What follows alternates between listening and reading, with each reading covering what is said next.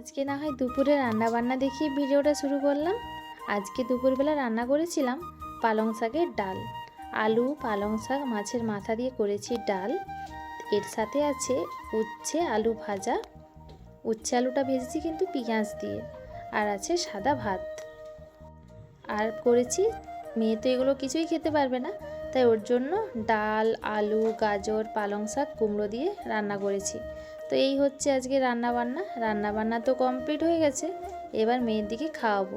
মেয়ের দিকে খাওয়ানোর আগে সবজিগুলো বাটির মধ্যে দিয়ে দিচ্ছি। ওদের দিকে খাওয়াতে খাওয়াতে যদি কেউ আসে তাহলে ভাতটা বেড়ে খেতে পারবে, তাই সবজিগুলো বাটির মধ্যে রেখে দিচ্ছি। তো চলো, সবজিগুলো রাখা হয়ে গেছে, এবার মেয়ের জন্য ভাতটা রেডি করি, তারপরে ওদেরকে নিয়ে আসবো। মেয়েকে দিয়ে দিয়েছি ভাত ডাল উচ্ছে আলু ভাজা, আর এইদিকে আছে ছোটো মেয়ের খাবার। তো চলো ওদের দিকে নিয়ে আসি। তো এই যে খেতে বসে গেছে। বড় মেয়ে তো নিজে হাতে নিয়েই খেতে পারে, তো নিজে মেখেও এখন খেতে পারে। আর এই যে ছোটোকে খাইয়ে দিতে হয়, ও এখন বসে বসেই খেতে পারে, তাই ওকে এখন বসে বসেই খাইয়ে দিচ্ছি। আর যেহেতু ওর দিদি আছে, তাই কিন্তু ও দিদির দিকে দেখছে আর খাচ্ছে। তো চলো ওদের দিকে এখন খাইয়ে নিই।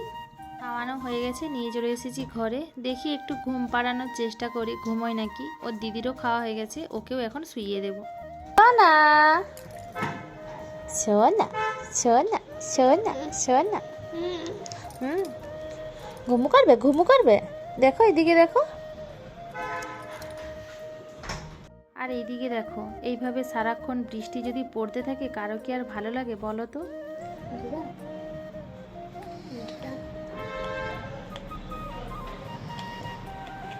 ওরা তো কেউই ঘুমোলো না, বদমাইশি করলো দুজনে। তারপরে এই যে ওর বাবা এসেছে, এখন খেতে বসেছি, দুজনে মিলে এখন খেয়ে নেব। ইভিনিং, এখন হয়ে গেছে সন্ধে। তো দুপুরবেলা ওরা কেউই ঘুমোলো না, দুজনে বদমাইশি করছিল। তারপরে বড় মেয়েকে পড়াচ্ছিলাম, তারপরে ওই যে পড়িয়ে উঠিয়ে দুজনকে খেতে দিলাম, ছোটোকে খাইয়ে দিলাম। তারপরে চলে এসেছি রান্নাঘরে। তো আজকে হবে রুটি আর ঘুগনি।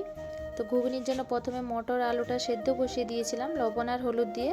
তারপরে সেদ্ধ হতে হতে এদিকে আমি ঘুগনির জন্য যা যা লাগবে সমস্ত কিছু রেডি করে নিয়েছি।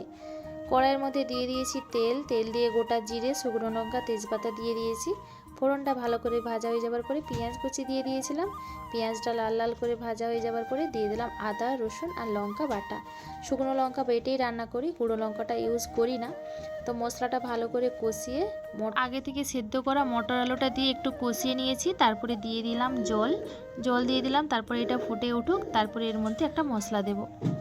তো দেখো সমস্ত কিছু আমার ভালো করে তো আগে থেকেই সেদ্ধ ছিল, জাস্ট ফুটে ওঠার অপেক্ষা ছিল। তো ফুটে গেছে ভালোভাবে। এরপরে আমি একটা গরম মশলা দিয়ে দিচ্ছি। এর মধ্যে ছিল গোটা জিরে তেজপাতা দারুচিনি আর এলাচ, শুকনো খোলায় ভেজে গুঁড়িয়ে রেখেছিলাম, ওটা দিয়ে দিলাম। এবার এটাকে নামিয়ে নেব। যখনই আমি ঘুগনি বানাই এর মধ্যে একটু আলু দিলে না ঘুগনিটা খেতে ভালো লাগে। আচ্ছা, তোমরা কে কে ঘুগনি বানালে আলু দাও, বা বিনা আলুতে কে কে বানাও, সেটা কিন্তু অবশ্যই কমেন্ট করে জানিও। ওইদিকে তো ঘুগনিটা আমার হয়ে গেছে আর নামিয়ে নিয়েছি। দেখতে কেমন হচ্ছে ঘুগনিটা অবশ্যই কিন্তু কমেন্ট করে জানিও, খেতে তো দারুণ হয়েছিল। তো তারপরে চলে এসেছি রুটিগুলো বেলতে। আটাটা আমি মাখিনি, একজন মাখিয়ে দিয়েছে, আমি একটু বেলে দিচ্ছি 4-5টের মতো। ওইদিকে তাওয়া বসিয়ে দিয়েছি, তাওয়াটা গরম হতে হতে যতগুলো বেলা যায় অতগুলোই বেলবো। তারপরে ওরা বেলে দেবে আর আমি ভেজে নেব। তো চলো, এদিকে তাওয়াটা বসিয়ে দিয়েছিলাম, তাওয়াটা গরম হয়ে গেছে।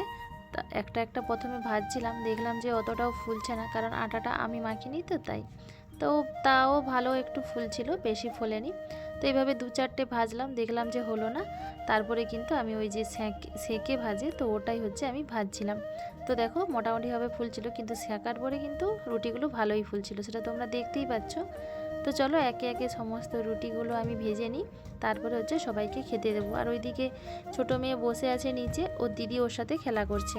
তো সমস্ত রুটি আমার হয়ে গেছে, এদিকে চলে এসেছি খাবারটা বাড়তে। এটা এখন মেয়েকে খেতে দিয়ে দিচ্ছি। রুটি দিলাম, শসা পেঁয়াজ আর এই যে ঘুগনি। তো আজকে ডিনারের মেনু ছিল রুটি ঘুগনি আর স্যালাড, এই হচ্ছে আজকের মেনু। সবাইয়ের খাওয়া হয়ে গেছে, ছোটো মেয়েকেও খাইয়ে দিয়েছি, এখন চলে এসেছি ঘরে।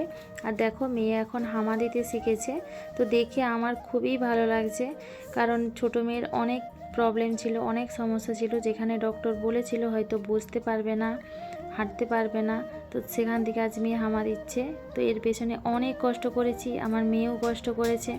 আশা করি ধীরে ধীরে মেয়ে সুস্থ হয়ে যাবে।